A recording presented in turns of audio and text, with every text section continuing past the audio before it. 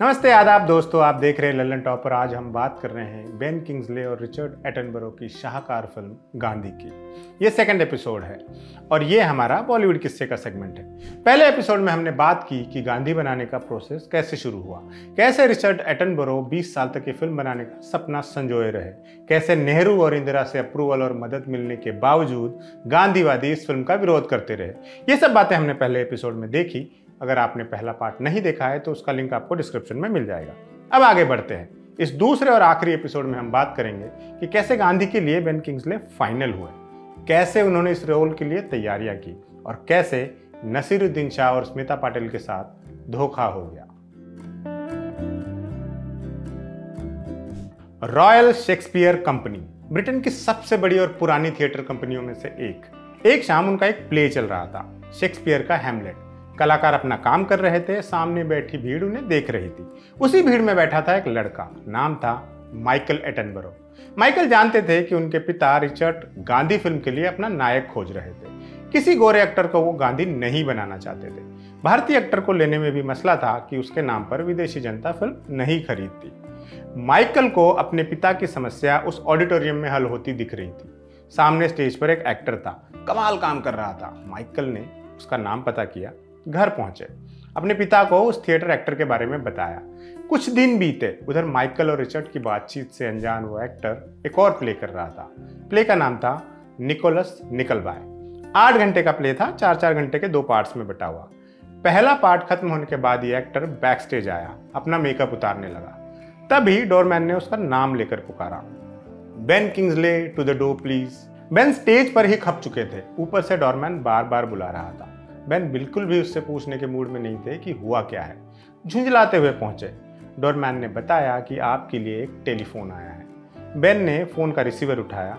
दूसरी ओर से एक गहरी आवाज सुनाई दी, हेलो बेन, मैं रिचर्ड एटनबरो हूँ। मैंने आखिरकार अपनी फिल्म गांधी के लिए पैसा जुटा लिया है। मेरे बेटे ने तुम्हारा प्ले हैमलेट देखा और कहा कि तुम गांधी के रोल में फिट बैठोगे।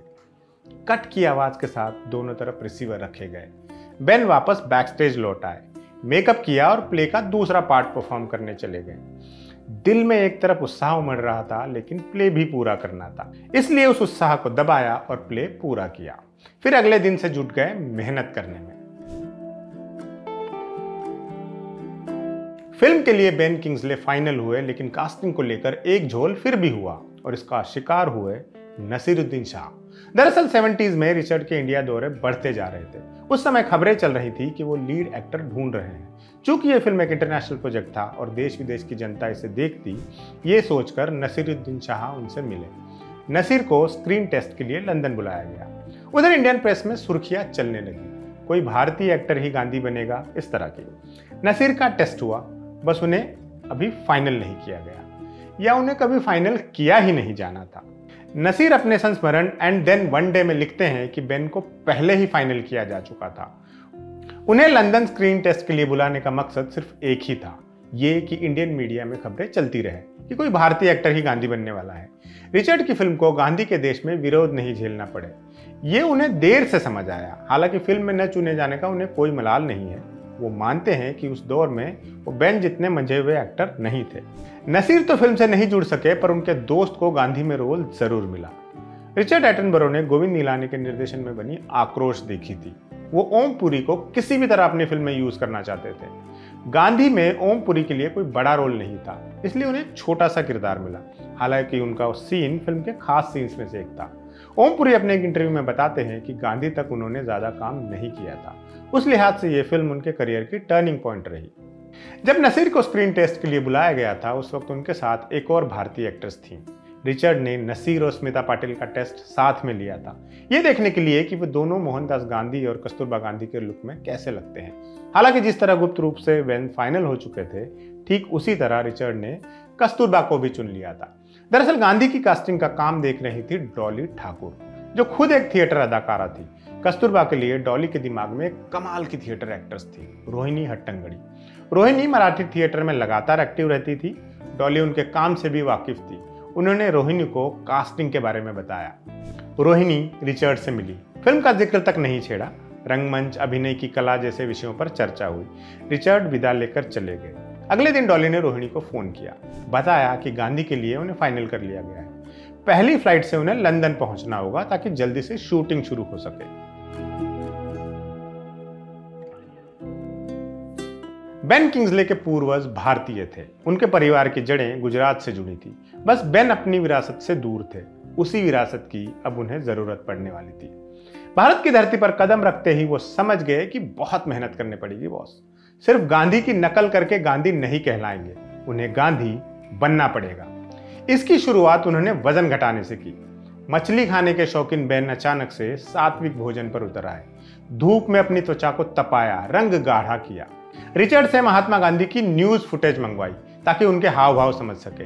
एक सिनेमा घर बुक किया और 5 घंटे की ये फुटेज देखी। पूरी फुटेज देखने के बाद बेन को एहसास हुआ कि ये असंभव काम है, वो गांधी बन ही नहीं सकते। बेन भले ही पूरी तरह गांधी नहीं बन सकते थे, लेकिन वो अपनी एक खासियत से वाकिफ थे। वो किसी को भी देखकर उसकी हूबहू नकल कर लेते थे। बचपन में स्कूल के दोस्तों का वो ऐसे ही मनोरंजन करते थे। उन्होंने गांधी को जिस हद तक मुमकिन हो खुद में उतारने की कोशिश की। किरदार की तैयारियां जोरों पर चल रही थी। इसी बीच वो एक दिन साइमन के पास पहुंचे। साइमन फिल्म पर बतौर साउंड इंजीनियर काम कर रहे थे। बेन ने साइमन को एक ऑडियो सुनाया। साइमन ने शांति से उस ऑडियो को सुना।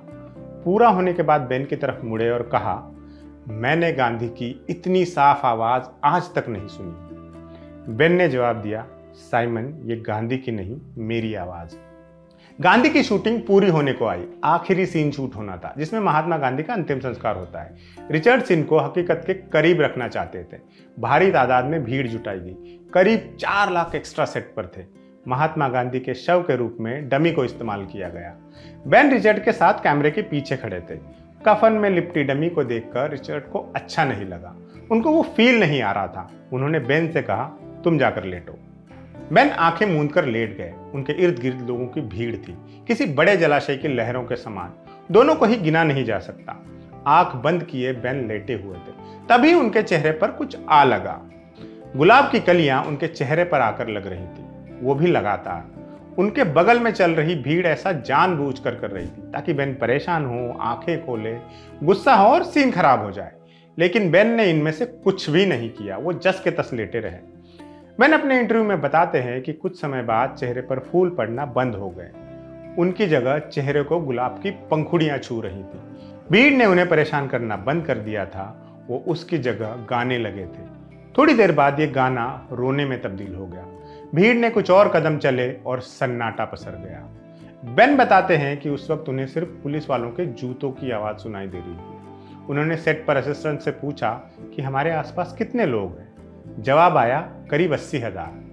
असिस्टेंट ने बताया कि इतने लोग तो सिर्फ हमारे वाले हिस्से में हैं। कुल संख्या तो 4 लाख तक जाती है। बेन हैरान थे। 4 लाख लोग थे, लेकिन आवाज सिर्फ पुलिस वालों के जूतों की आ रही थी। शायद यही उनका गांधी से जुड़ाव था। किसी हद तक रिचर्ड एटनबरो अपनी कोशिश में कामयाब हो चुके थे। तो ये थे सर्वकालिक महान फिल्मों में से एक गांधी के किस्से। अगर आपने ये फिल्म अब तक नहीं देखी है तो इसे अपने मस्ट वॉच सूची में शामिल कर लीजिए। आपको ये एपिसोड कैसा लगा ये भी हमें ज़रूर बताइए। हमारा नया चैनल है ललन टॉप सिनेमा, आप उसको ज़रूर सब्सक्राइब कीजिएगा। फेसबुक पर लाइक कर दीजिएगा, ट्विटर पर फॉलो कर दीजिएगा, इंस्टा पर भी आपको वीडियो मिलेंगे। हम यत्र तत्र सर्वत्र हैं। हमारा हौसला बढ़ाते रहिएगा। धन्यवाद।